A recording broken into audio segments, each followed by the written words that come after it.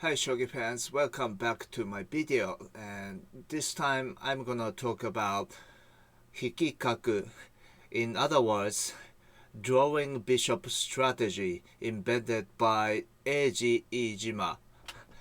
And this is interesting because the camp is built without opening up this diagonal because Black's plan basically is to deploy this bishop this way, so the right side is going to be the main focus for both players. Just like Ureshino style, but it's going to be a little different.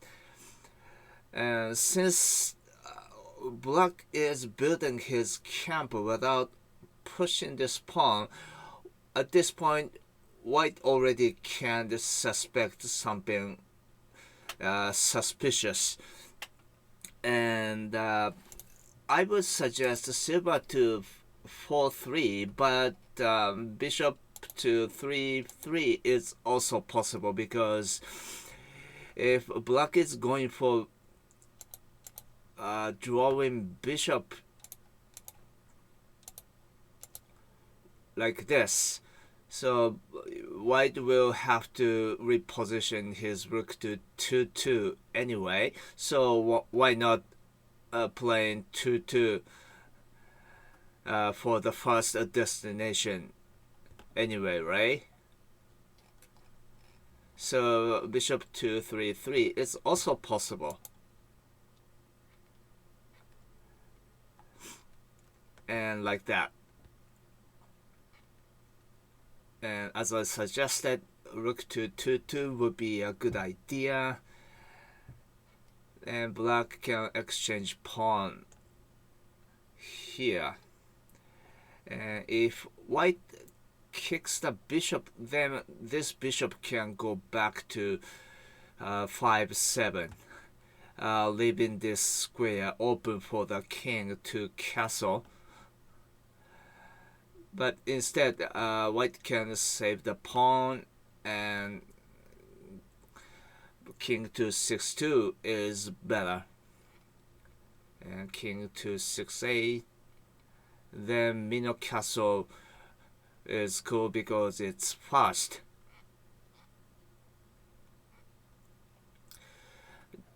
And one advantage of this castle would be, of course, black is able to build a castle without opening the diagonal, so it's more strong against the bishop. But also, the edge is going to be a weak point, and white can actually take that advantage, and I will show you how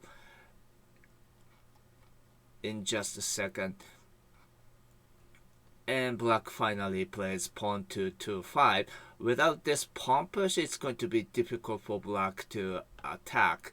So, even without pawn to 2-5, white can play rook to 2-2 if he knows black is going for Hikikaku strategy. And in order to activate the bishop, white can push this pawn now. And usually black also deploys the silver, like climbing silver strategy. Now, pawns on the third file removed, it's a good idea to use the bishop this way. And never push this pawn too early because it removes the possibility, right? It's more flexible. And like I said, black would play bishop to 5-7 in order to bring this forward. And here, go to 3-2 is cool. It prepares for bishop trade. Also, subway rook, this makes subway rook possible as well. And he completes the castle, and then knight to 3-3 is cool.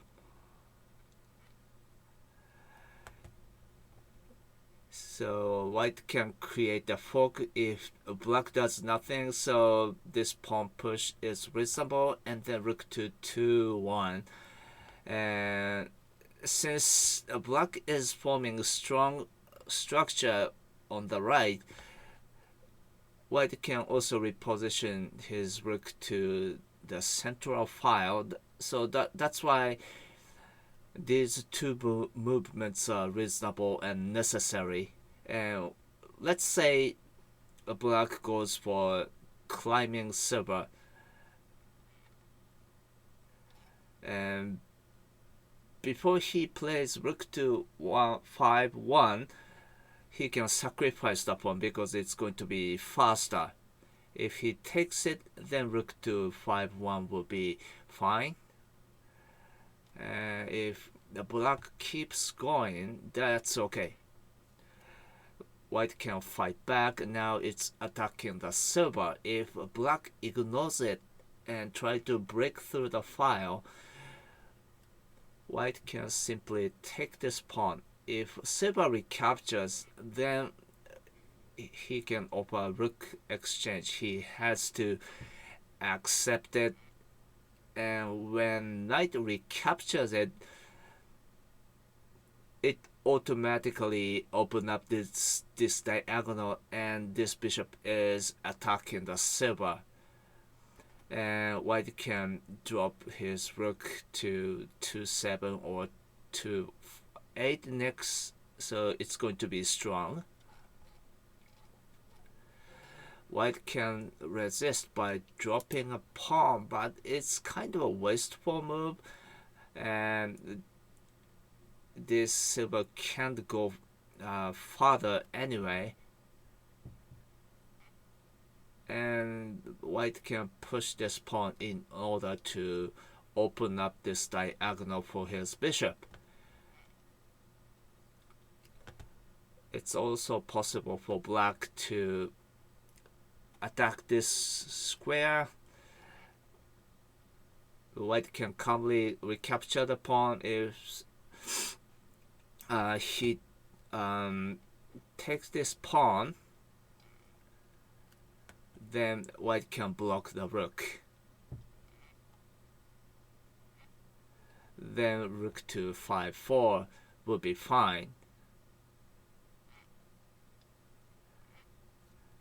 Then bishop will come out finally.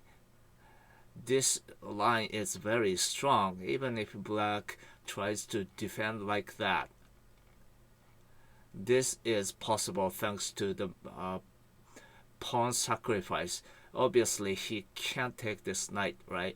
But bishop can't go to the right side either, or this way.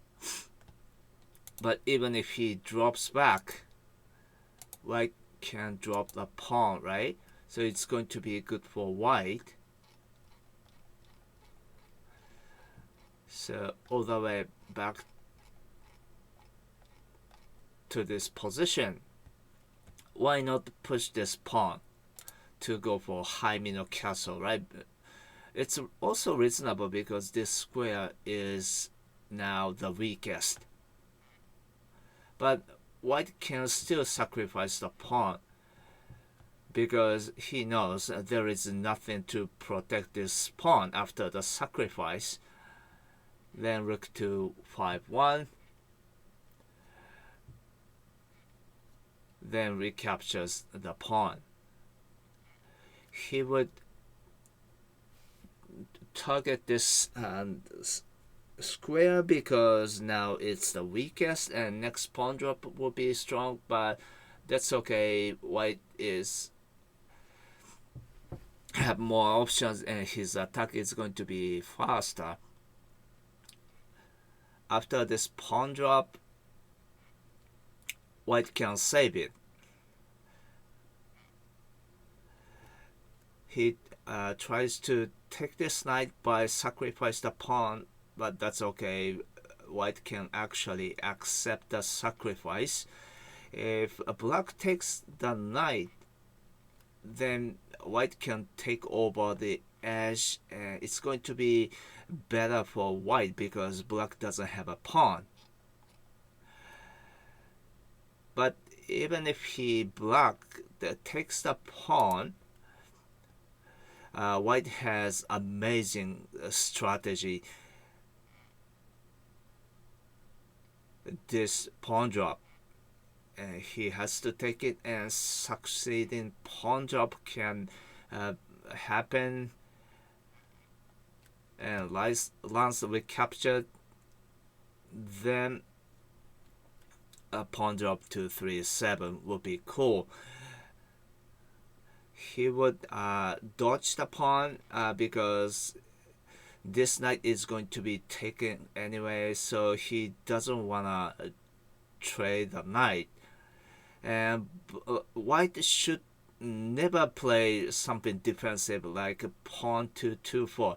That's too defensive, and instead white can do something amazing. Actually, white can sacrifice the bishop.